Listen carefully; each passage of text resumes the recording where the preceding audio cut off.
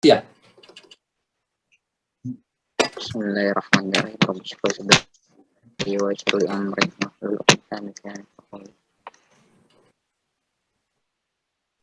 Assalamualaikum warahmatullahi wabarakatuh. Assalamualaikum warahmatullahi wabarakatuh. Alhamdulillahirabbil alamin. Wassalatu wassalamu asrofil anbiya'i wal mursalin. Pertama-tama dan yang paling utama, marilah sama-sama kita panjatkan puja dan puji syukur kita kehadirat Allah Subhanahu wa taala atas rahmat dan karunia-Nya kita masih diberikan nikmat iman, Islam, ihsan, terlebih nikmat panjang umur, sehingga kita masih bisa diberikan kesempatan untuk mengikuti pengajian mingguan NRA Group yang insya Allah pada malam hari ini akan disampaikan oleh Al-Ustadz Al-Mukarram Ali Nurul Haq MA dengan tema adab bertetangga. Sabtu malam Ahad 23 Rabiul Awal 1443 Hijriah bertepatan dengan 30 Oktober 2021. Salawat serta salam juga semoga selalu tercurahkan kepada junjungan kita yakni Nabi Muhammad Sallallahu Alaihi Wasallam, pada keluarga, sahabat, dan insya Allah kita sebagai umatnya. Baik, untuk mempersingkat waktu, langsung saja kita mulai sesi pertama, sesi tausiah yang akan disampaikan oleh Ustadz Ali Nurul Haq. Fadhil Ustadz. Bismillahirrahmanirrahim. Assalamualaikum warahmatullahi wabarakatuh. Waalaikumsalam warahmatullahi wabarakatuh. Innal hamdalillah nahmaduhu wa nasta'inuhu wa nastaghfiruh wa na'udzu billahi min shururi anfusina wa min sayyiati a'malina. May yahdihillahu fala mudhillalah wa may yudhlil fala hadiyalah. Asyhadu an la ilaha illallah wahdahu la syarikalah wa asyhadu anna Muhammadan abduhu wa rasuluh la nabiyya ba'dah. Allahumma shalli wa sallim wa barik ala nabiyyina Muhammadin wa ala alihi wa ashabihi ajmain, amma ba'du. Qala Allah Ta'ala fil Qur'anil Karim, a'udzu billahi minasy syaithanir rajim, wa'budullaha wa la tusyriku bihi syai'a wa bil walidaini ihsana wa bidil qurba wal yatama wal masakin wal jari dil qurba wal jaril junubi was sahibi bil jambi wabnis sabil wa ma malakat aymanukum innallaha la yuhibbu man kana mukhtalan fakhur.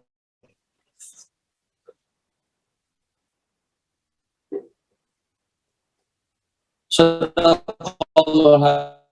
surat An-Nisa ayat 36. Yang saya hormati pimpinan NRA Group Al-Mukarramah Ibu Hajah Irmawati Asrul Aziz Taba, semoga beliau sehat walafiat dan keluarga ya. Yang saya hormati seluruh dari tim manajemen NRA Group, wabil khusus Al-Mukarram Bapak Ustadz Reza, ya alhamdulillah yang senantiasa mendampingi ya para ustadz untuk kajian rutin NRA Group. Semoga Mas Reza sehat ya Mas. Amin ya untuk terus beraktivitas ya dalam dakwah, insyaallah. Amin. Semoga seluruh karyawan NRA ya manajemen semuanya sehat walafiat dan insya Allah bisa segera kembali untuk beraktivitas ya, dan semoga nih haji umroh dibuka kembali seperti biasa untuk kita berangkat ke tanah suci. Amin ya rabbal alamin. Dan yang sama-sama kita muliakan para guru, para ustadz, asatidz, para sepuh, para hujjaj yang hadir mengikuti kajian kita malam ini, dan seluruh hadirin hadirat yang mengikuti kajian kita, semoga taufiknya. Amin ya rabbal alamin. Saya selalu mengingatkan Mas Reza, bersyukur artinya menjadikan hidup ini bernilai. Artinya kita melakukan semua yang diperintahkan Allah dan meninggalkan semua yang dilarang oleh Allah, yang sudah dicontohkan oleh Rasulullah Shallallahu Alaihi Wasallam. Ya, bersyukur artinya menjadikan hidup untuk ibadah. Tujuan hidup hanya satu, ridhonya Allah Subhanahu Wa Taala. Artinya orang yang mencari, yang prinsip hidupnya untuk mencari ridho Allah, tentunya hari-harinya akan dihiasi dengan akhlak yang bagus dan akan bersemangat terus untuk beribadah kepada Allah Subhanahu Wa Taala. Semoga kita menjadi ahli syukur dan Allah senantiasa akan menambahkan nikmatnya kepada kita. Alhamdulillah kita menjadi kufur nih. Muhammad Shallallahu Alaihi Wasallam, pada keluarga dan para sahabatnya, dan semoga tercurah pula kepada seluruh umatnya yang tetap setia beristiqomah menjalankan sunnah-sunnahnya. Ingat sabda Rasulullah, man ahya sunnati faqad ahabbani wa man ahabbani kana ma'i fil jannah. Siapa yang menghidupkan sunnahku sama dengan mencintaiku, dan siapa yang mencintaiku, jaminannya kata Rasul nanti akan bersamaku di surga. Nah, ini ya, semoga kita mengenal betul dengan sunnah Rasul dan dapat menghidupkannya, dan kita dapat melaksanakan sunnah-sunnahnya. Amin ya rabbal alamin. Bapak Ibu yang dirahmati Allah Subhanahu wa taala, judulnya adalah adab bertetangga. Ini ada surah yang ada ayat yang Allah sampaikan, dan beberapa hadis atau banyak sekali hadis tentang bagaimana kita bertetangga. Jadi kalau kita tidak punya pengetahuan cara bertetangga, bisa saja kita salah langkah dan bisa mencelakakan kita, ya, kita bisa dihantarkan kepada kecelakaan, naudzubillah. Tapi juga tetangga bisa menghantarkan kita ke surga apabila kita tentunya benar dalam bersikap untuk bertetangga ini. Di dalam Al-Qur'an tadi sudah saya bacakan ayatnya, yaitu surat An-Nisa ayat 36, surat 4 ayat 36, ya, a'udzubillahi minasyaitonirrajim, wa'budullah wa la tusyriku bihi syai'a wa bil walidaini ihsana wa bidzil qurba wal yatama wal masakini wal jari dzil qurba wal jari al junubi was sahibi bil jambi wa bis sabili wa ma malakat aymanukum innallaha la yuhibbu man kana mukhtalan fakhura. Nah, ini adalah ayatnya, surat An-Nisa surat 4 ayat 36. Ya. Allah perintahkan wa'budullah, sembahlah Allah, wala tusyriku bi syai'an, dan tidak mensekutukannya. Ini perintah pembuktian kita berakidah kepada Allah dengan benar. Ya, sesudah kita berakidah meyakini Allah sebagai ilah kita, maka wa'budullah, sembahlah Allah, yaitu tunduk. Wa'budu itu ibadah, abid itu sebagai hamba sebagai budak. Ya, kita harus mau dibudakkan oleh Allah. Ya boleh Mas Reja tuh ayatnya ditampilkan. Subhanallah. Ya, jadi wa'budullah, sembahlah Allah. Jadi kita tunduk pada Allah. Kita diciptakan Allah dalam surat Az-Zariyat ayat 56 kan sudah jelas, wa ma khalaqul jinna wal insa illa liya'budun. Tidaklah kuciptakan jin dan manusia kecuali untuk beribadah. Jadi kita harus tahu tujuan hidup di dunia, yaitu untuk beribadah, supaya kita tidak keluar dari jalur yang ditentukan, ya, bahwa hidup ini untuk beribadah. Ya, pokoknya ibadah itu adalah tunduk dan harus istiqomah. Kalau istiqomah kan akhirnya akan indah, bahwa kita akan husnul khotimah. Kalau kita selalu dalam ridha Allah, maka kita akan husnul khotimah. Di dalam hadis yang diriwayatkan oleh Imam Bukhari dan imam-imam yang lain dan perawi yang lain, disampaikan innamal a'malu bil khawatimu, ya, innamal a'malu bil khawatimu. Sesungguhnya amal itu akan dilihat akhirnya. Ini orang-orang yang beriman, ya, kalau mendengar hadis ini sangat ngeri loh Pak, kalau kita berbuat maksiat. Sebab takutnya lagi maksiat itu menjadi akhir hidup kita. Namanya su'ul khatimah. Jadi orang yang beriman selalu berbuat baik, sebab cita-citanya ingin husnul khatimah. Sebab innamal a'malu bil khawatimu. Sesungguhnya amal itu akan dilihat akhirnya. Baik para jemaah yang dirahmati Allah SWT, wala tusyriku bihi syai'a, dan tidak boleh mensekutukan Allah. Ya, di sini disampaikan dalam ayat itu juga larangan untuk berbuat syirik, ya, musyrik, mensekutukan Allah. Baik secara syirik besar, yaitu membuat sesembahan selain Allah, seperti yang dilakukan oleh orang-orang kafir Quraisy. Ketika ditanya mereka, siapa yang menciptakan langit dan bumi, mereka menjawab Allah. Tetapi mereka juga menyembah berhala-berhala, ya.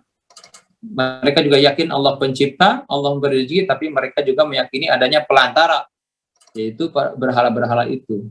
Nah, inilah sikap syirik yang besar. Kita pun misalnya bersyirik kepada benda-benda yang dianggapnya memiliki keajaiban, seperti keris lah, pusaka, dan sebagainya, yang dianggapnya bisa melindungi rumah, bisa melindungi dari bahaya.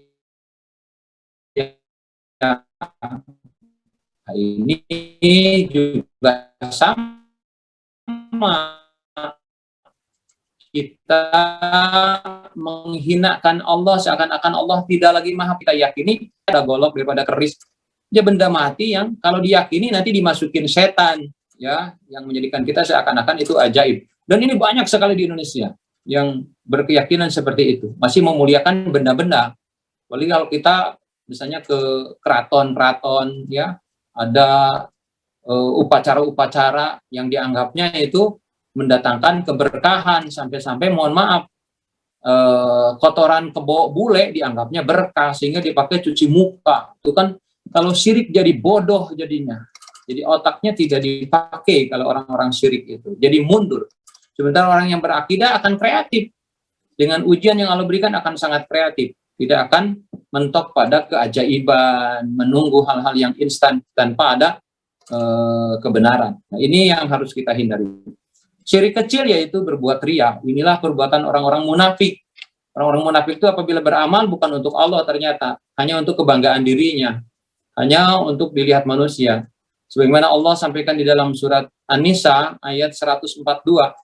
Innal munafiqina yukhadi'unallah wa huwa khadi'uhum wa idza qamu ila sholati qamu kusala yura'unan nasa wa la yadhkurunallaha illa qalila. Orang munafik itu ingin menipu Allah dan Allah akan balas tipuannya.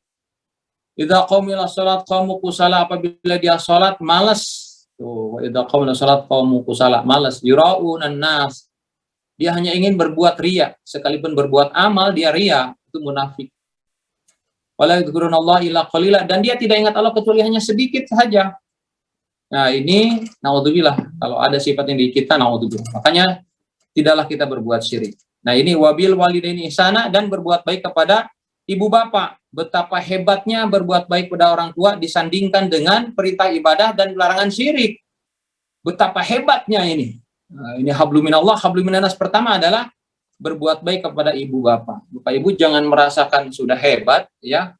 Ibu mungkin jabatannya tinggi, bapak pangkatnya tinggi, punya kedudukan tinggi di perusahaan, ya, punya titel yang banyak, anak-anaknya sukses semua, tapi ternyata belum berbakti sama orang tua, belum membahagiakan orang tua, malah mengecewakan orang tua, tidak ada nilai di hadapan Allah. Walaupun dia rajin tahajud, rajin ibadah, rajin ke masjid, kalau orang tua disakiti, maka tidak ada ridho Allah. Naudzubillah.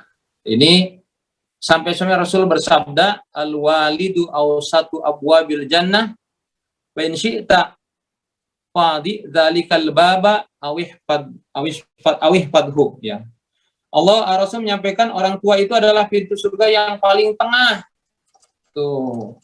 Kalian mau menjaganya atau membiarkannya atau apa namanya? Tidak mengambilnya. Hadis riwayat Tirmidzi nomor hadis 1900 dan Ibnu Majah nomor hadis 3663 dan hadis riwayat Ahmad, ya, nomor hadis 445. Ini hadis yang cukup kuat. Nah, untuk itu yakini bahwa pintu untuk menuju surga diantaranya adalah berbakti sama orang tua, dan juga penghantar ke neraka naudzubillah juga uququl walidain, berbuat dosa. Ketika Nabi menyampaikan di Madinah, tahukah kalian dosa yang paling besar di antara yang besar? Dosa yang besar di antara yang besar. Satu, al-isyraku billah, kata Nabi. Satu, mensekutukan Allah. Yang kedua, wa uququl walidain.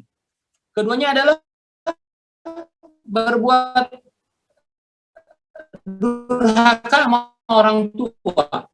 Jadi tolong Bapak Salimah, nih hadis dari Usaid. Ia berkata bahwa datang seorang, dia sedang bersama Rasul, tiba-tiba datang seorang dari Bani Salimah dan berkata, ya Rasul, adakah bakti kami kepada orang tua kami yang sudah meninggal? Kata Rasul, ya masih ada. Rasul bersabda, as-salatu alaihima, satu, doakan mereka keduanya, wal istighfaru lahuma, lalu mohon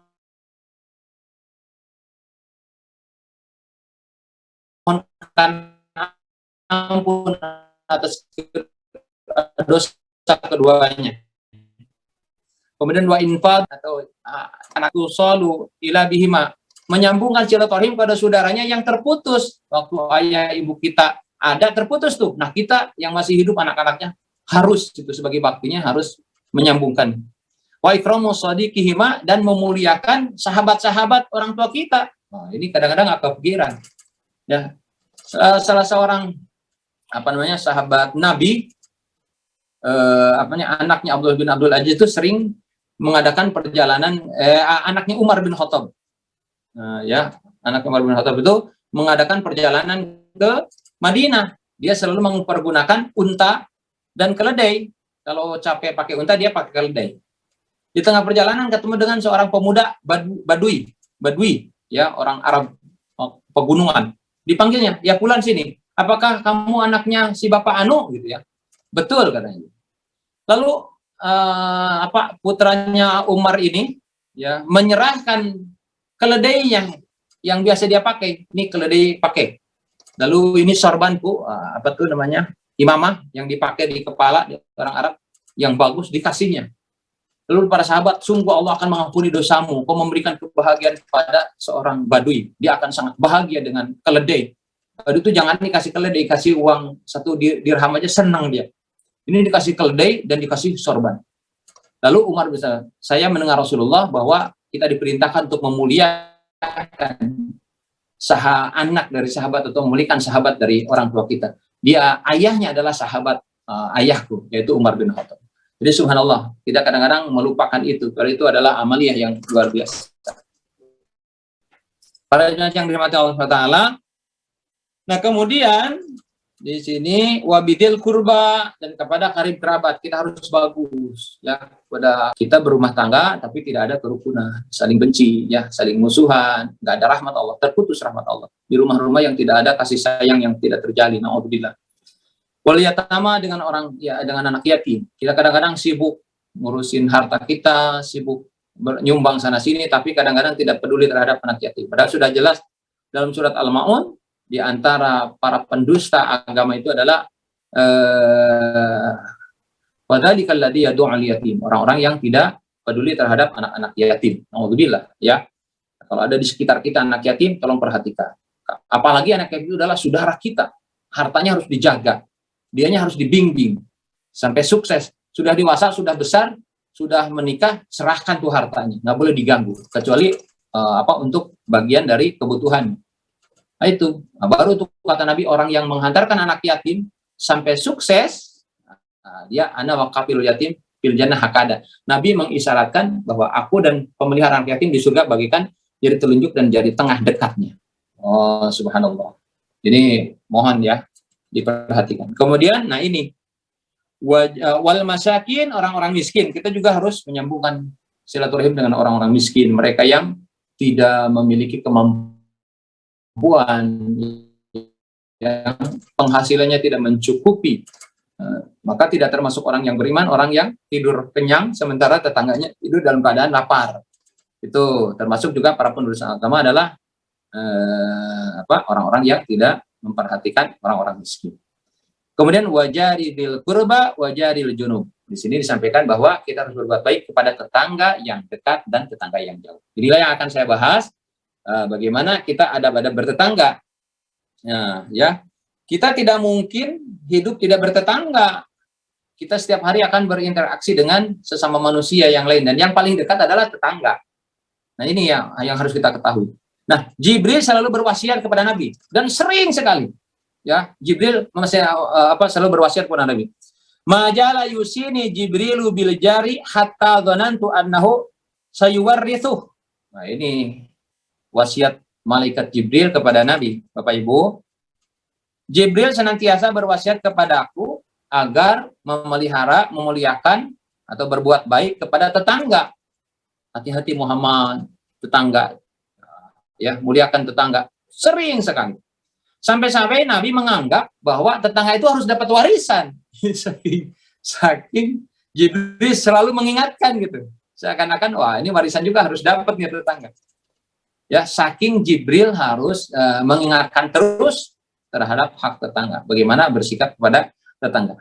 Ya, jadi agama Islam sangat memperhatikan bagaimana aturan kita dengan tetangga. Sampai-sampai di dalam surat An-Nisa tadi ayat 36 Allah sampaikan di antara kewajiban kita adalah wajaridil qurba wajaril junub.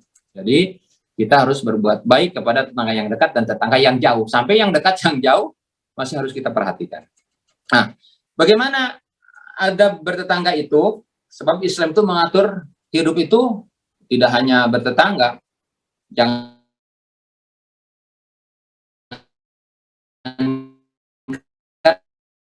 bertetangga yang artinya kita akan sama manusia. Adabnya bagaimana Rasul mau tidur itu dicontohkan lagi, banyak lagi. Kemudian mandi, masuk kamar mandi, ketika mandi keluar, semua makan, semua ada adabnya, ada aturannya, tidak asal-asalan. Islam itu mengatur dengan tertib, dengan baik, rapih, hebat. Coba orang-orang yang sudah melakukan sunnah-sunnah itu di rumahnya itu rapi, ya, bersih, ya, nyaman, luar biasa, sejuk, karena mereka betul-betul mengikuti aturan Allah dan Rasulnya. Nah, apalagi ini bertetangga. Nah, yang pertama, Bapak Ibu silakan, ini mohon diperhatikan. Ada bertetangga yang pertama adalah menghormati tetangga dan berperilaku baik terhadap mereka. Jadi tetangga itu harus dihormati dan kita harus berperilaku baik terhadap tetangga. Ini hadis Rasulullah diriwayatkan oleh sahabat Abu Hurairah radhiyallahu anhu, bahwasanya Rasulullah SAW bersabda, "Man kana yu'minu billahi wal yaumil akhir falyukrim jarahu." Man kana yu'minu billahi wal yaumil akhir falyukrim jarahu. Ini barang siapa yang beriman kepada Allah dan hari akhir, maka hendaklah ia memuliakan tetangganya.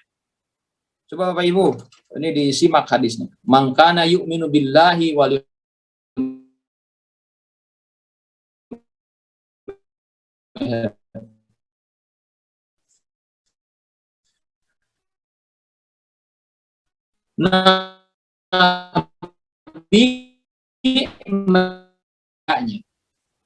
ini Syekh Abu Muhammad bin Abi Jamrah mengatakan, ya, dan terlaksananya wasiat berbuat baik kepada tetangga dengan menyampaikan beberapa bentuk perbuatan baik kepadanya sesuai dengan kemampuan kita, seperti, nah, Ibu, ya, jadi Bapak Ibu, jadi bagaimana cara menghormati tetangga?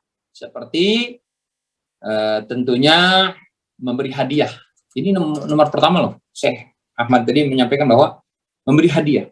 Sebut Nabi, berilah hadiah maka akan saling berkasih sayang. Berilah hadiah maka akan terjalin kasih sayang. Jadi Bapak Ibu, kalau kita bepergian kemana-mana, jangan lupakan tetangga untuk ngasih hadiah.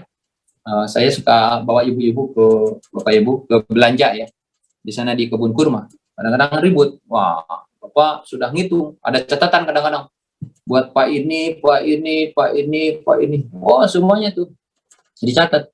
Nah, jangan sampai tetangganya nggak tercatat, itu harus dikasih hadiah. Insya Allah kalau kita ngasih hadiah akan terjalin kasih sayang yang baik. Kemudian kalau bertemu jangan lupa bersalam. Nah, ibu keluar dari rumah, itu juga ibu yang sebelahnya keluar rumah, "Assalamualaikum Ibu, lagi nyiram bunga ya?" Gitu, disapa, jangan lupa baca salam.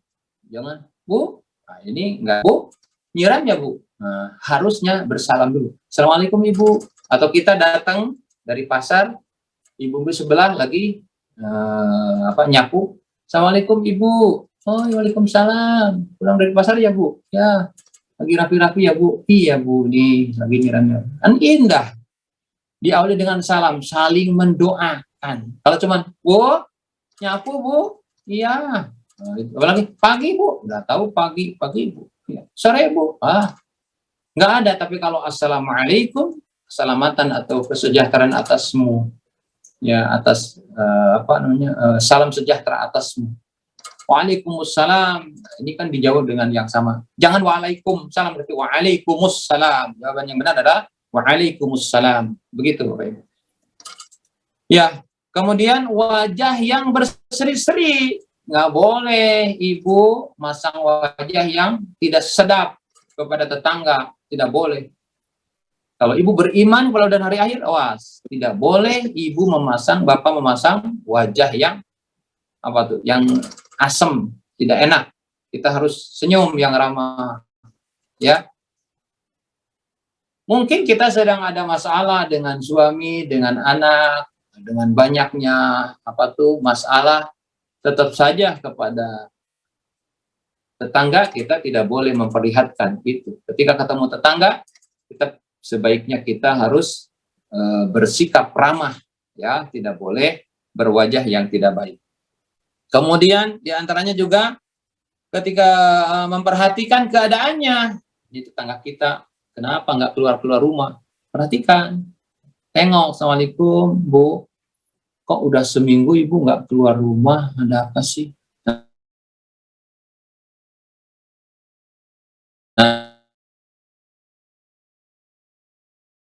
Nah, gitu. Itu sangat bagus. Kemudian membantunya dalam hal bukan meminjamkan halaman rumahnya, bahkan meminjamkan rumahnya. Ini luar biasa. Kadang-kadang gitu, kalau kita baik dengan tetangga itu, silakan Bu pakai aja. Itu sudah ibu yang dari kampung biar tidur di kamar saya aja. Di atas kosong tuh. Itu luar biasa, nikmat kalau kita bertetangga dengan benar. Ya, jangan sampai kita mau ada acara, tetangga sebelahnya nggak mau terganggu karena kita memang tidak bagus hubungan dengan mereka, sehingga akan terjadi kekacauan. Gitu. Betapa Islam mengganggu, mengatur dengan baik, ya. Bagaimana cara bertetangga supaya terjalin keharmonisan dan keindahan dalam kehidupan kita. Ya, tetangga itu pokoknya orang yang dekat dengan kita rumahnya.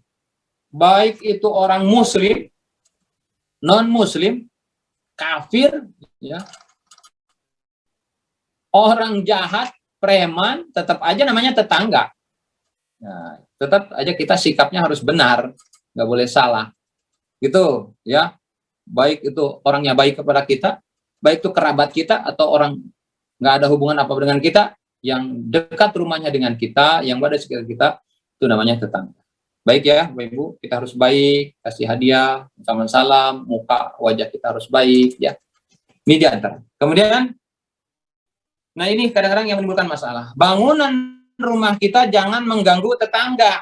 Tuh, bangunan rumah kita jangan sampai mengganggu tetangga. Usahakan semaksimal mungkin untuk tidak menghalangi mereka mendapatkan sinar matahari. Mentang-mentang kita punya duit banyak, kita naikin rumah kita. Sehingga rumah tetangga kita ketutup, nggak dapat matahari. Nah ini harus pertimbangkan apakah mereka nanti nyaman atau menjadi gelisah, menjadi tidak nyaman kalau kita bangun malah melebihi ke tanah mereka. Atau kalau di komplek itu kan, kalau kita bangun rumah itu biasanya batasnya tuh dibagi dua, setengahnya buat tetangga kita, semua buat ini. Kita nggak mau, ditempelin lah. Jadi apa, dinding yang sebelah itu memakai dinding punya tetangga.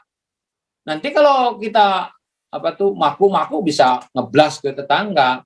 Nah itu nggak boleh, makanya. Kecuali mereka mengizinkan, ya nggak apa-apa Bu, nggak apa-apa lah, kita ini udah nggak usah ibu udah ngasih tembok lagi, udah tembok saya aja pakai. Nah, itu baru hebat tuh. Tapi kalau kita nggak ada izin, jangan berani-berani kita apa namanya memakai tembok dia untuk dinding rumah kita. Harusnya kita pun harus buat tembok sendiri supaya tidak mengganggu tetangga. Kayak begitu, ya. Kemudian Bapak Ibu yang dirahmati Allah SWT, dan termasuk hak-hak tetangga adalah tidak menghalangi tetangga untuk untuk membutuhkan bagian rumah kita, ya, ketika mereka membangun rumah, misalnya menyandarkan kayu, menempelkan kayu di rumah kita, selama itu tidak membuat roboh rumah kita, tidak akan membuat madar rumah kita, kita harus mengizinkan. Rasul bersabda, la yamna ahadukum jarahu ayyagriza khosabatan fi jidari. Janganlah salah seorang di antara kalian melarang tetangganya menancapkan kayu di dinding temboknya. Tuh, ketika mereka membangun ini. Ini hadis riwayat Muslim. Kemudian riwayat Tirmidzi, riwayat Abu Daud, riwayat dan Ibnu Malik. Oh, semuanya banyak sekali. Nah, ini kita nggak boleh melarang dan itu akan menjadi perselisihan nanti. Apalagi, Bu, maaf ya, saya lagi bangun nih, mungkin rumah ibu akan terganggu. Ya, kita tempelkan ini gitu kan. Harusnya kita memberikan izin. Apalagi lebih mereka kalau tidak menempelkan kayu itu tidak bisa membangun. Ini tolong ya, kecuali atau syarat-syaratnya ya.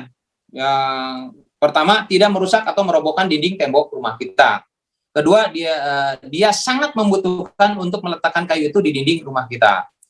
Kemudian tidak ada cara lain yang memungkinkan untuk membangun selain menyandarkan kepada tembok tetangga. Apabila salah satu sebagian dari ketentuan itu di atas dipenuhi, maka tetangga tidak boleh memanfaatkan bangunan dan menyandarkan kepada tembok tetangganya, kecuali kalau yang tadi ya tidak memenuhi yang tadi, maka tidak boleh.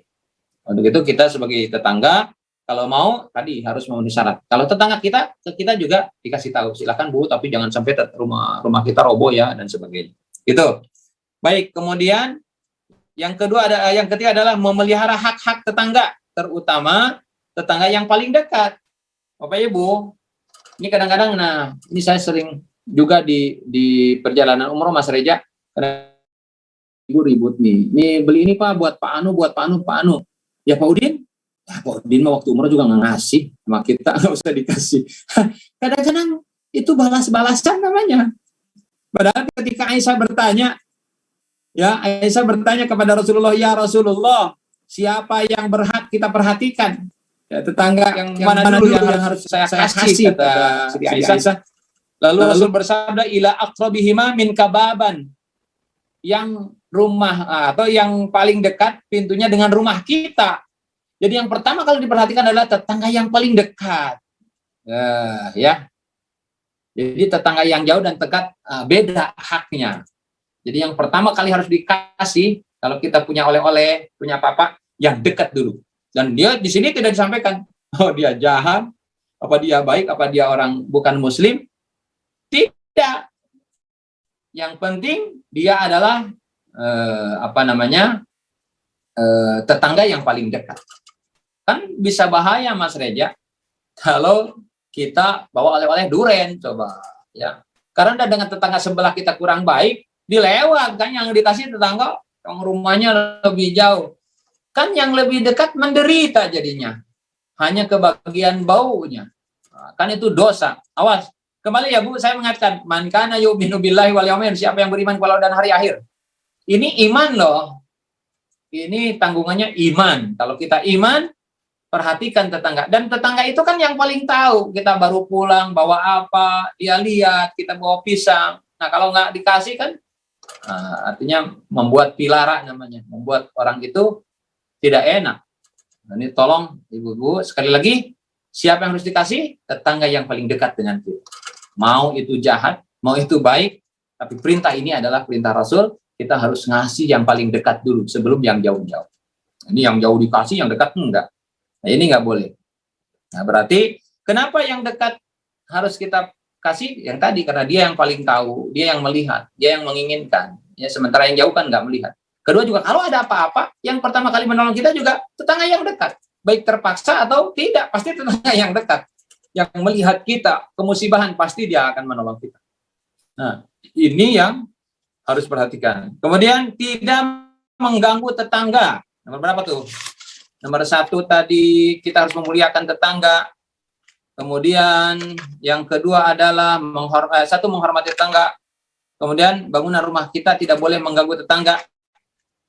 Kemudian, memelihara hak-hak tetangga, terutama tetangga yang dekat. Kemudian, tidak mengganggu tetangga. Misalnya mentang-mentang audio, ya, kita punya audio baru, TV, seenaknya aja tuh suaranya digeber, sehingga tetangga sebelah, waduh, sampai pecah tuh punya gelas jatuh, karena getaran dari musik yang kita ini. Nggak boleh, kita harus sangat toleransi kepada tetangga, nggak boleh. Kemudian apa namanya? Itu apa namanya, kalau kita bikin bangunan kadang-kadang tuh Mas Reja, kalau di komplek kan nempel gitu. Orang bangun, sebelahnya bangun, itu kan tembok kadang-kadang jatuh ke rumah kita, ke genteng kita, atau kita bangun jatuh ke saluran tetangga, saluran genteng tetangga, bisa-bisa menjadikan bocor, dan ini kadang-kadang menjadi awal keburukan. Tidak boleh.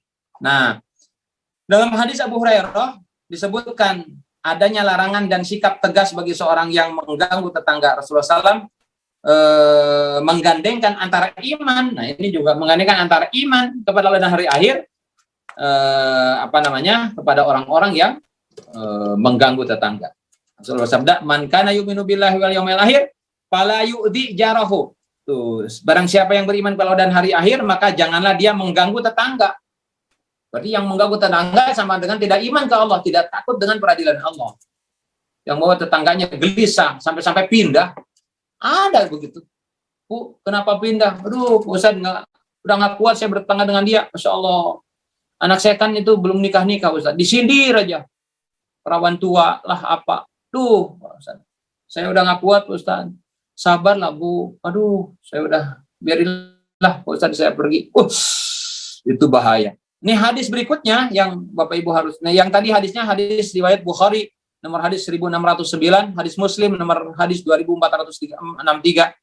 Dan ini hadis-hadis, kemudian hadis Tirmidzi, hadis Ahmad, ya, Ibnu Majah, itu betul-betul hadis sahih, dan siapa beriman kepada Allah dan tidak boleh mengatakan. Ini yang lebih hebat lagi, dan ini sangat takut.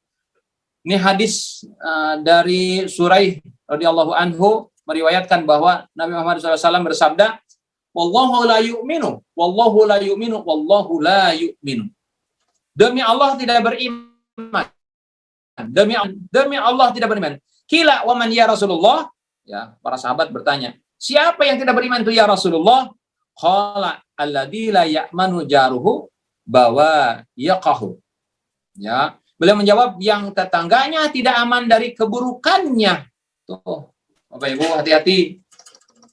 Mohon ketika Bapak Ibu mendengar ini jangan terpikir tuh, wah ini tetangga saya banget tuh. Hati-hati. Ya, tapi Bapak Ibu ke diri kita. Jangan ke orang lain. Harus ke diri kita. Ya, sekali lagi, wallahu la yu'minu, wallahu la yu'minu, wallahu la yu'minu. Qila wa man ya Rasulullah? Qala alladzi la ya'manu jaruhu bawayiqah. Ya, demi Allah, sungguh dia tidak beriman, demi Allah lah Rasul, bersumpah dengan nama Allah, dia orang yang menjadikan tetangganya tidak aman dari keburukannya. Ini tetangganya ini diceritakan sampai sekampung tahu. Ya, ceritanya ini, Masya Allah, ini orang-orang yang tidak beriman. Rasul sampai bilang demi Allah. Ya, awas, jangan menjelekkan aib tetangga, jangan membongkar keburukan tetangga, jangan bikin sakit hati tetangga, jangan mereka buat gelisah tetangga. Ya. Kemudian dalam riwayat Abu Hurairah bahwa Rasulullah SAW bersabda, la yadkhulul jannata man la ya'manu jaruhu bahwa yaqahu. Tuh, tidak akan masuk surga, ya, orang yang tetangganya tidak aman dari keburukannya, tidak akan masuk surga. Nah, ini harus takut sekali. Tadi tidak beriman demi Allah, sekarang tidak akan masuk surga orang yang mengganggu tetangganya. Orang yang dia sangat buruk dengan tetangga. Tetangganya tidak aman atas keburukannya. Insya Allah. Semoga kita selamatlah Mas Reja dan Bapak Ibu, jangan sampai kita termasuk orang yang rajin sholat, rajin ibadah, rajin umroh dan haji, ternyata tidak beriman, sebab kita musuhan dengan tetangga. Membuat tetangganya tidak nyaman hidupnya, membuat kita nggak peduli terhadap kondisi tetangga. Ini yang harus kita waspadai. Kemudian jangan kikir untuk memberikan nasihat kepada tetangga. Ini diantara kewajiban kita adalah memberikan nasihat, mengajaknya kepada kebaikan. Ya, diajak ke masjid, diajak kepada kajian, sebelum ngajak yang lain. Ini ada yang jauh-jauh diajak, tetangganya sebelahnya nggak diajak. Ya, keliling kemana-mana, tapi tetangganya nggak dibawa ke masjid. Tetangganya dulu nomor satu, harus diajak. Ayo Pak, kita ke masjid Pak, ada kajian Pak, bagus Pak, nih kapan lagi Pak? Ya Pak, Bapak kan baru pulang umroh, ayo Pak semangat Pak, ikut deh Pak. Itu watawasau bil haq, watawasau bis sabr. Ya, nah, bahwa agama kita itu adalah nasihat. Nasihat. Wala immatil muslimin, bagi orang-orang muslim. Kita sama muslim harus saling menasihati. Ya, diajaknya ke masjid, dirayunya, dibaik-baikinya supaya mau kajian. Itu diantaranya kewajiban kita. Jangan membiarkan mereka, biarin aja bukan keluarga kita. Nah, itu nggak boleh. Tidak termasuk orang yang beriman. Orang yang membiarkan tetangganya dalam sesat, kita nggak mau peduli. Ya, harus peduli. Kemudian memberikan makanan kepada tetangga. Nah, ini Bapak Ibu, nih ya. Kalau kita masak khususnya ini makanan. Rasulullah SAW bersabda kepada Abi Dzar radhiyallahu anhu, "Ya Aba Dzarin, idza tabakhta marakhatan fa'aksir ma'aha wa ta'ahad jiranak." Ya, jiranak. Wahai Abi Dzar, apabila kamu memasak sayur daging kuah, maka perbanyaklah airnya dan berilah tetanggamu. Tuh, awas ibu-ibu, kadang-kadang kan masak kecium tuh sama tetangga. Apalagi kalau orang Sunda, yang digorengnya ikan asin sama sambal terasi, tuh sekampung kecium baunya. Ya, kita masak gulai, ya, masak rendang, nah itu kan nembus keluar tuh. Usahakan, kata Nabi kepada Abi Dzar, daripada bikin pilara, walaupun dagingnya nggak banyak, banyakin tuh airnya. Bagi tetangga. Semakin banyak yang kebagi, semakin berkah. Itu, jangan pelit.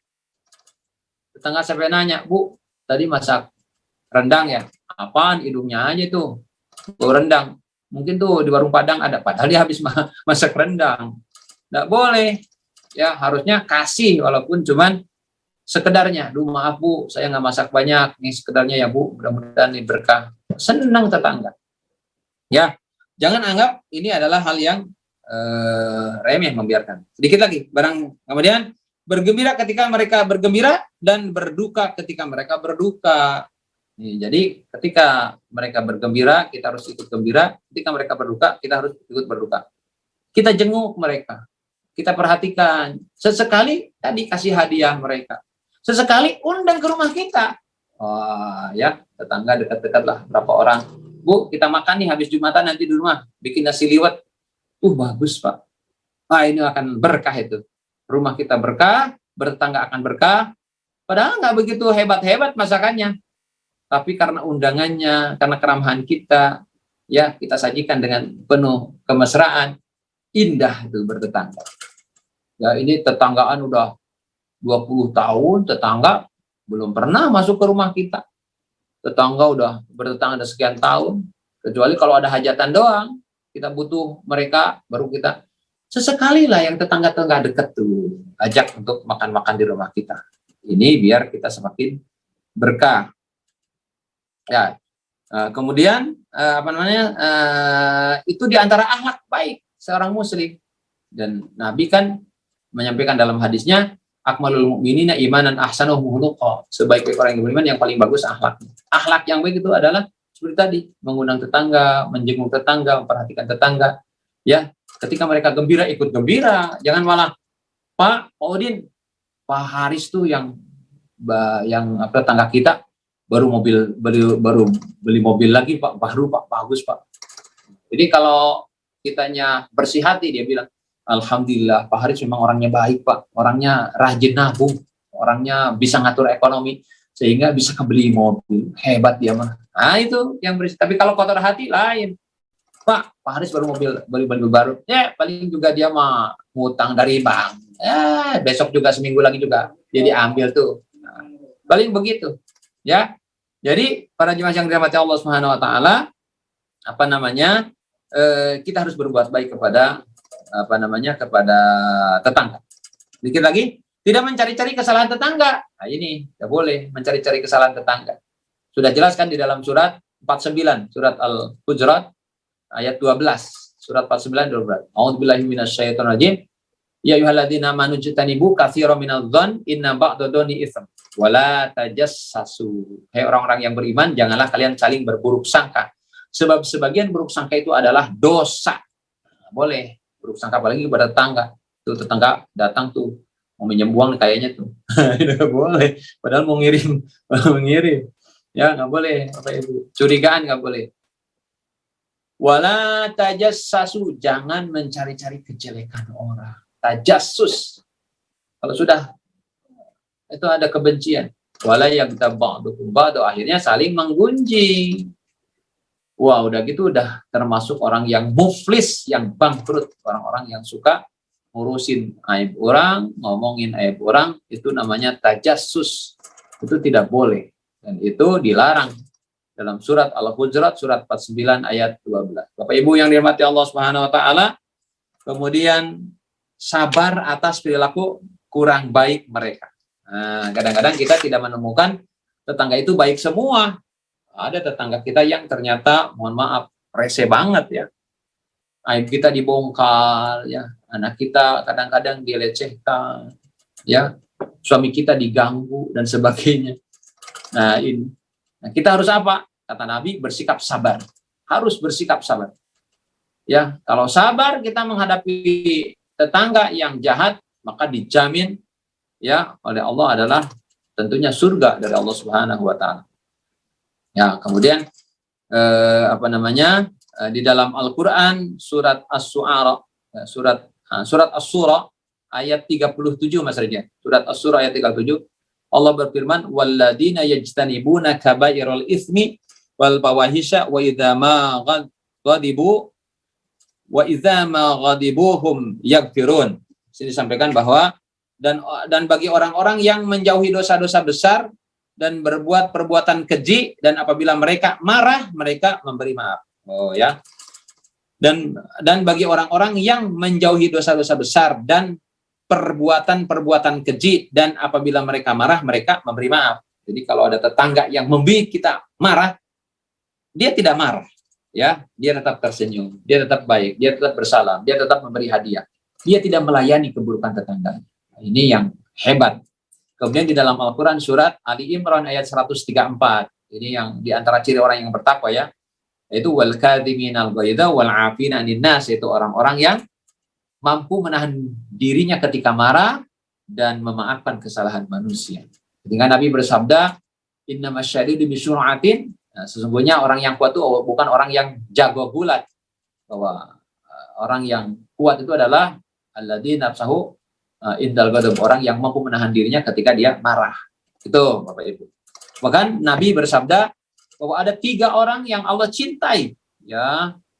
Ada orang-orang yang menahan marahnya, yaitu apabila mereka diganggu oleh orang lain sehingga mereka marah, sehingga mereka menahan marah dan hati mereka penuh dengan kekesalan yang mengharuskan mereka membalasnya dengan perkataan dan perbuatan, akan tetapi mereka tidak mengamalkan ya konsekuensi tabiat manusia tersebut, tidak membalasnya, bahkan mereka memaafkannya. Di antara orang yang dicintai oleh Rasulullah adalah orang yang apabila tetangganya berbuat jahat, dia tetap berbuat baik sampai dipisahkan dia dengan ajalnya. Oh, subhanallah. Para jemaah yang dirahmati Allah SWT, demikianlah adab terhadap tetangga. Semoga ini bermanfaat dan semoga kita semuanya dapat mengamalkannya, khususnya dalam kehidupan kita sehari-hari, agar kita selalu dalam ridhonya Allah dan tetangga yang dekat dengan kita akan menghantarkan kita ke dalam rahmat Allah dan surganya Allah Subhanahu wa taala. Amin. Ya rabbal alamin. Silakan, barangkali ada pertanyaan Mas Reja dari jemaah. Ya, baik. Alhamdulillahirabbil alamin. Terima kasih Ustaz Ali atas tausiahnya. Baik, langsung saja kita buka sesi kedua, sesi tanya jawab. Ini langsung saja sudah ada yang bertanya dari Pak Ihsan ya. Pak Ihsan, mangga. Pak Ihsan. Ya. Assalamualaikum Pak Ustadz. Waalaikumsalam warahmatullahi wabarakatuh. Tetangga dekat paling tahu, tetapi sejauh mana tetangga dekat boleh mengetahui hal ihwal pribadi dan rumah tangga masing-masing sesuai tuntunan Islam? Bolehkah sehari-hari mereka keluar masuk rumah kita, terutama untuk perumahan tipe kecil-kecil? Baik, siap. Ada batasan ya Pak Ihsan. Satu kan, apabila kita dengan siapapun kita bertetangga atau dengan siapapun, satu, kita tidak boleh memasuki rumah kita tetangga, apalagi yang gini, apalagi para ibu yang ditinggalkan suami, tidak boleh memasukkan tetangga yang laki-laki ketika suaminya tidak ada. Itu haram hukumnya. Itu ya. Misalnya ada suami sebelah teriak-teriak ketakutan, perempuan, ini kita perempuan tidak bisa masuk, kita mendingan minta pertolongan ke yang lainnya supaya kita tidak masuk sendiri, gitu ya. Tidak boleh masuk sendirian ke rumah yang bukan muhrimnya, walaupun itu tetangga kita, gitu ya. Jadi ada batasannya. Kedua, harus kita diantara tidak boleh terhadap tetangga, apalagi yang perempuan, kita bebas memandang wajahnya, gitu ya. Ini kan tetangga kita cantik sekali, kita senang tiap pagi jogging di depan rumahnya, tidak boleh ya. Batasan-batasan itu tidak boleh dilanggar, yang menimbulkan fitnah terutama ya.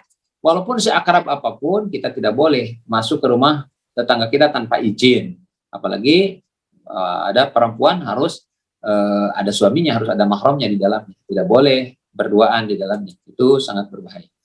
Itu batasan-batasannya gitu. Kemudian bagaimana batasan rahasia kita? Ya, kita tidak boleh juga membongkar aib istri kita dengan tetangga. Tidak boleh saling membongkar aib. Kadang-kadang kan ada, kata Nabi, ada seorang laki-laki sedang membicarakan hubungan dengan istrinya. Ya, kata Nabi, dia sebagaikan orang yang sedang bersetubuh di tengah jalan ditonton oleh orang banyak. Itu sangat tidak sopan. Itu walaupun dengan tetangga tidak boleh kita, ya. Apalagi keburukan istri kita tidak boleh, harus dijaga. Kunna libasul lakum wa antum libasul lahun. Istri adalah pakaian laki-laki, laki-laki adalah pakaian wanita. Jadi harus saling menutupi, harus menjaga, sekalipun dengan tetangga. Kita harus itu, ya. Kecuali misalnya tetangga kita seorang pakar penyelesaian masalah misalnya. Kita tujuannya bukan untuk menebar aib keluarga kita, tapi untuk mencari solusi. Dan itu harus berhati-hati, jangan sampai bocor. Kalau dia tahu, kalau dia itu amanah, ya Pak, saya sedang kurang baik dengan istri karena gini-gini, tolong gimana cara terbaik, sikap saya gimana, apakah saya salah atau istri yang salah, tolong. Nah itu boleh. Nggak boleh kita ngadu, aduh istri saya mau, ampun, boros banget Pak, boros nih, setiap bulan saya habis uang gajian, aduh gimana nih, mana jarang mandi, nah kan. Jadi semua dibongkar, tidak boleh. Haram hukumnya seorang laki-laki membongkar aib istrinya, walaupun ke tetangga sendiri. Ya, itu kira-kira Pak Isa. Begitu ya Pak? Pertanyaannya Pak Reza ya? Ya Pak Ustadz. Ya. Kemudian ini ada Ibu Kamelia Khairul ya. Ibu Kamelia Khairul ya. Ya. Ibu Kamelia, betul. Kamelia. Assalamualaikum Ustadz. Ya. Tetangga-tetangga saya hampir 75% non-muslim. Apakah kami juga harus menyapanya dengan salam? Assalamualaikum Ustadz. Oh iya. Kalau dengan orang non-muslim kita dilarang membacakan assalamualaikum, sebab itu doa keselamatan atas mereka kepada Allah, sementara mereka tidak menyembah Allah. Ya, kita dilarangnya untuk bersalam. Kalaupun mereka bersalam, kita juga tidak membalasnya dengan waalaikumsalam. Ya waalaikum, gitulah, sebagaimana Rasul mencontohkan ketika Aisyah di assalamualaikum ya Muhammad, katanya udah celaka Muhammad. Itu Aisyah kan bilang wassalamualaikum wala'natullahi wa'adabu, yang celaka kau dilatau dan adab. Kata Nabi, tetap aja, nggak boleh begitu. Waalaikumnya begitu, gitu kan? Jadi tidak ada salam buat orang, mohon maaf, non muslim. Ya mungkin kalau harus pagi Bu, ya nggak apa-apa. Mereka pagi Bu, sebut pagi nggak apa-apa. Tapi kalau assalamualaikum itu sudah berhubungan dengan akidah, dan mereka tidak meyakini Allah sebagai Tuhan. Bagaimana Allah suka kita memintakan atas keselamatan mereka. Gitu. Tapi kalau mereka sakit kita jenguk, boleh. Semoga cepat sembuh ya Bu, boleh. Itu ya. Semoga cepat sembuh ya Bu. Semoga bisnisnya sukses, boleh-boleh saja. Tapi kalau semoga Allah menyelamatkan, cuma selamatan ini ada selamat dunia dan akhirat. Di akhirat kan bagi mereka tidak ada wa malil dzalimin min ansar, tidak ada bagi orang yang zalim, kan orang-orang kafir itu orang paling zalim. Tidak ada penolong. Kan wa ma'wahun nar, tempat mereka adalah api neraka. Wa malil dzalimin min ansar. Ya. Itu adalah sudah diancam Allah. Gitu. Ya, jadi Ibu Amelia boleh saja berhubungan baik, harus berhubungan baik secara sosial, tapi ada batasan kalau kita sudah menyangkut masalah doa. Kalau doa untuk keselamatan, Allah tidak menyarankan kita untuk meminta atas orang-orang yang tidak menyembahnya. Ya, baik, terima kasih. Baik, Ada lagi Mas Reja? Ada Bapak Ibu jemaah yang bertanya. Nah, monggo silakan Ibu. Pertanyaan bisa juga di luar tema kita pada malam hari ini, Ustaz ya. Ya, boleh. Luar tema boleh. Silakan Bapak Ibu haji atau yang belum berhaji juga boleh. Yang yang tetangga-tetangga yang baru kan pengantin baru kan kadang-kadang baru punya tetangga. Itu kan penting. Mas Ria sudah punya tetangga? Udah, alhamdulillah Ustaz. Udah? Di mana ini rumahnya? Betulan kayaknya saya tetangga paling muda nih Pak Ustaz. Nah, kalau ada gaulnya dengan tetangga yang lebih tua, gimana Ustaz? Ya, yang tua kan harus dihormati. Ya. Kadang saya manggilnya malah kita duluan. Kalau salam kita duluan. Manggilnya tuh Om. Hah? Manggilnya Om sama tetangga tuh. Oh iya, ya jangan manggil Ade, ntar marah. Panggil Om, diajak ngaji. Kalau belum bisa ngaji diajak ke masjid, Pak. Om, ayo sama-sama Om. Kalau muslim ya. Kalau non muslim jangan diajak ke pengajian. ya sama lah gitu kan, sama. Cuman kita harus hormat kepada mereka, harus tahu sifat-sifat mereka bagaimana kan. Itu kalau sikapnya negatif kita sikapi dengan sabar, kalau positif bisa menjadi tabuladan, bisa menambah ilmu kan. Itu yang penting. Dengan siapapun apalagi tetangga, kita tidak boleh ada kebencian di hati walaupun dia itu jahat lah gitu, nggak boleh gitu. Sebab dengan kebencian tadi hilang ribuan kebaikan, hilang. Dengan benci itu akan hilang banyak kebaikan yang akan hilang kalau kita membenci, sayang. Baik. Ini ada pertanyaan lagi dari Pak Ihsan nih Ustaz. Pak Ihsan lagi mohon tanggapannya mengenai foto pranikah ya atau pre-wedding biasanya yang ditayangkan saat pernikahan, itu gimana tuh Pak Ustaz? Ya, ini kan ada pendapat bahwa mengartikan la tadkhulul malaikatu baitan fihi kalbun wala suratun kan. Ada larangan surah, itu larangan gambar, bahwa tidak masuk malaikat rahmat kepada rumah yang ada gambar dan ada anjing ya. Nah, ada yang mengartikan surah di situ gambar yang lengkap, yang secara utuh sampai kaki ada gambarnya gitu. Ada yang mengartikan surah itu adalah patung ya. Nah, jadi kalau foto yang setengah badan yang ini tidak termasuk, tapi patung malah. Kalau patung jelas mutlak haram hukumnya ya, mau dipajang dimanapun hukumnya haram. Patung itu yang benda yang lengkap lalu disimpan, dielap-elap di ini gitu. Benda misalnya patung kuda, patung harimau, apalagi patung manusia ya, baik di depan rumah kita, itu haram, tidak akan masuk malaikat rahmat kepada rumah yang ada patung.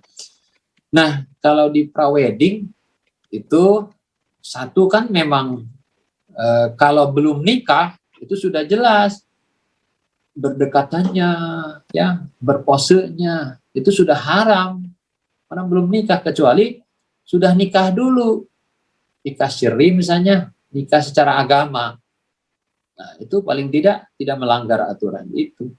Tapi kalau sudah bebas sebelum menikah, berfoto, berpelukan, berdempetan, itu sudah jelas haram. Ini tidak menjadikan berkah nantinya, takutnya kan. Itu sebab melanggar aturan Allah. Ya itu, Mas Reja. Ya. Kalau fotonya kan hukum foto tadi sudah jelas. Ya, baik. Baik, selanjutnya ini ada akun sosial media Facebook dengan nama Ibnu Hadi nih, Ustaz. Iya, Ibnu Hadi. Assalamualaikum Ustaz, ingin bertanya, jika kita diberikan makanan dari orang muslim gimana ya? Apalagi makanan itu jenisnya daging, saya takut maknanya tidak disembelih bukan atas nama Allah. Oh, baik. Di hadis kan jelas, Pak, bahwa yang diharamkan kita makan tuh penyembelihan orang-orang yang mohon maaf, orang yang bukan dari agama samawi, tapi agama ardi seperti Hindu, Buddha, animisme itu nggak boleh. Tapi kalau agama yang masih mempercayai Tuhan, itu agama samawi namanya awalnya. Kayak Kristen pun samawi awalnya. Sekarang aja udah sesat ya gitu. Yahudi itu samawi ya. Masih boleh itu penyembelihannya dimakan. Gitu ya. Itu ya. Yang tidak boleh itu yang justru yang tidak beragama samawi. Mereka beragama ardi ya, agama yang apa tuh yang dibuat oleh keyakinan mereka kayak orang-orang Hindu, Buddha, animisme dan sebagainya. Itu. Nah, kalau kita dikasih daging ya dan sebagainya, kita tidak yakin kalau itu adalah disembelih oleh orang mereka. Bisa saja kan mereka belinya juga dari di pasar yang muslim. Gitu. Kita kalau itu daging halal, kita bismillah adalah halal. Tapi kalau ragu tinggalkan. Kalau kita ragu, wah jangan-jangan dimasaknya di penggorengan yang bekas masak babi kan gitu kan. Kalau ragu jangan dimakan, kalau ragu. Itu enggak boleh, tinggalkan. Tapi kalau kita mereka kata pembantunya, Bu, ini masaknya juga nggak pakai penggorengan. Dan Bu, mereka nggak makan babi kok. Ini juga belinya di pasar. Ini halal. Nah itu nggak ragu kan? Nggak ragu jangan dimakan. Itu lebih bagus untuk tidak dimakan. Baik. Baik. Selanjutnya ada dari Ibu Kamelia lagi, tapi ini suaminya nih Pak Ustadz. Ya, Pak Hairulnya. Pak Hairul. Pak Hairul. Sekarang sedang musim pada saat acara resmi atau dinas, pada saat bukan acara mengucapkan salam pada agama lain, salam, namo, budaya lain dan lain-lain. Gimana tanggapannya Pak Ustadz? Ya, kalau kita yang muslim ya harusnya assalamualaikum warahmatullahi wabarakatuh. Kalau nyampur di situ ada orang Hindu, Buddha, Islam, Muslim, kita baca salam untuk orang Islam. Assalamualaikum warahmatullahi wabarakatuh. Kita nggak boleh baca salam yang salam, nggak boleh, haram gitu. So itu berkaitan dengan syariat itu, cara beragama. Nggak boleh kita tasabuh mengikuti cara mereka, nggak boleh, haram hukumnya. Kita walaupun jadi pejabat tidak boleh bertasabuh mengikuti salam-salam mereka, tidak boleh, haram. Ya, man tasabbaha biqaumin, siapa yang mengikuti cara mereka termasuk golongannya. Tidak boleh, kita tetap pakai salam kita, pakai salam secara agama. Assalamualaikum warahmatullahi wabarakatuh. Gitu ya. Jadi mohon maaf Pak Hairul, jadi salam kita tetap dengan salam sesuai dengan agama kita. Dan apalagi di situ kan ada orang-orang Islam. Kita bersalam kepada kaum muslimin yang ada di tempat acara itu. Tidak boleh dengan cara salam yang lain. Ya, baik Mas Reja. Baik, satu pertanyaan terakhir ini dari Pak Karmanto nih Pak Ustadz. Pak siapa? Pak Haji Karmanto nih. Haji Karmanto ya, mangga silakan. Assalamualaikum. Bolehkah kita mengambil buah tanaman tetangga yang ranting-rantingnya ke halaman kita apabila ranting dari pohon tersebut berbuah? Karena mungkin halaman rumah kita jadi kotor nih Pak Ustadz dengan adanya daun-daun yang berjatuhan. Baik ya. Ya sebaiknya kita tetap minta izin namanya, ya kan, walaupun tuh buah berada di daerah kita, tapi kan itu buah dari pohon tetangga namanya. Alangkah lebih, tadi kan harus menjaga perasaan tetangga, tidak boleh mengganggu tetangga, apalagi buahnya itu yang ke rumah kita saja. Jadi pohonnya ada di rumah dia, tapi semuanya kan ada juga gitu. Atau yang ke sebelah sana nggak berbuah, yang ke rumah kita berbuah tuh, diambil aja semua. Tentunya ini akan menimbulkan perselisihan dengan tetangga. Ya, dan indah rasanya dibicarakan dulu, Pak. Mohon maaf nih Pak, dengan guyonan. Ini anak-anak saya lihat mangga terus nih tiap hari. Dan kami juga boleh nggak Pak nih ngambil yang pasti juga boleh apa nggak apa-apa. Kalau kitanya indah bagi hubungan akan indah. Ya, jangan dipetik langsung kan itu. Takutnya menimbulkan masalah. Harganya nggak seberapa, tapi kita akan kehilangan kasih sayang dengan tetangga.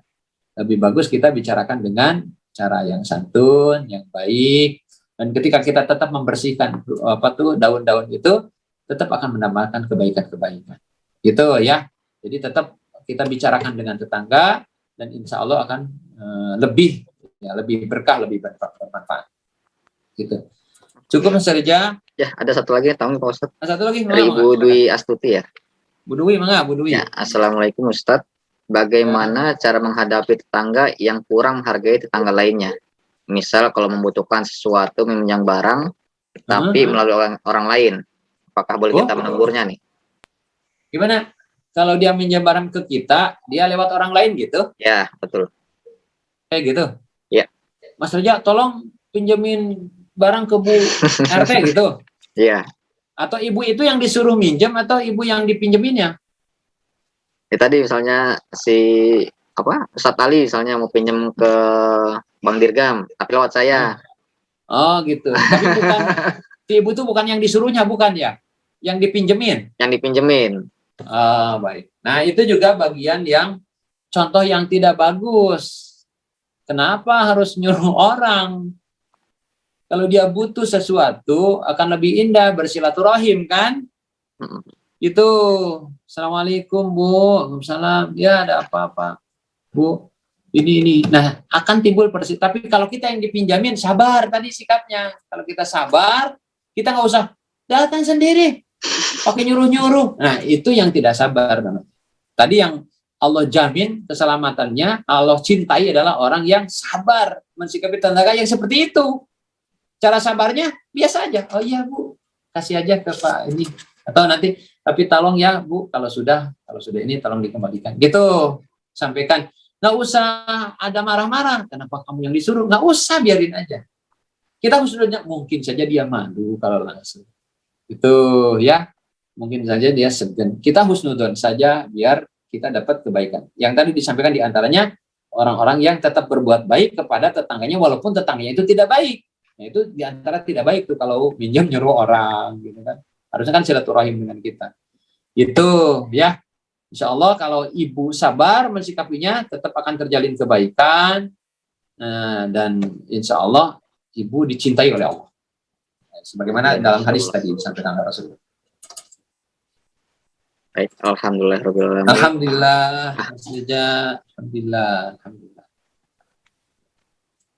Oke, terakhir sebelum kita tutup pengajian kita ini, kita tutup dengan doa yang insya Allah akan dipimpin langsung oleh Ustadz Ali. Fadhil Ustadz. Baik, mari Bapak Ibu kita berdoa kepada Allah SWT dengan hati yang khusyuk. Kita mohon hidayah taufik ya. Orang-orang yang dimudahkan Allah untuk berbuat baik adalah diberikan hidayah taufik namanya. Dan ini sangat mahal. Tidak setiap orang itu mudah berbuat baik dan mudah meninggalkan keburukan. Jadi kita harus sering sekali. Sebab orang-orang yang dicintai Allah akan Allah mudahkan untuk berbuat kebaikan. Nah ini. Dan mudah-mudahan kita itu mencintai Allah.